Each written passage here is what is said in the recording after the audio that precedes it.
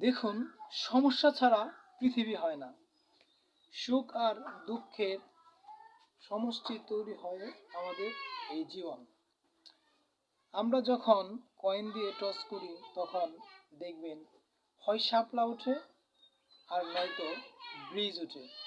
শুধু যে বারবার শাপলা ওঠে বা ব্রিজ ওঠে তা কিন্তু নয়। ঠিক আমাদের জীবনটা একটা পয়সার মতো, কখনো সুখ আবার কখনো দুঃখ। অতএব আমাদের নিরাশ হওয়ার কিছু নেই।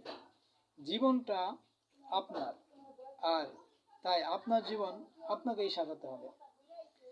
আপনার বন্ধুরা শুধু আপনাকে একটু সান্ত্বনা দিতে পারে যে এটা কর ওটা কর, বাট জীবনটা আপনার। আপনি যদি নিরাশ হন তাহলে দেখবেন আপনি কিছু করতে পারতেছেন না। সুতরাং নিজেকে কখনো দুর্বল ভাববেন না, নিজেকে সবসময় স্ট্রং ভাববেন। দেখবেন ইনশাআল্লাহ একদিন সফল হবেন।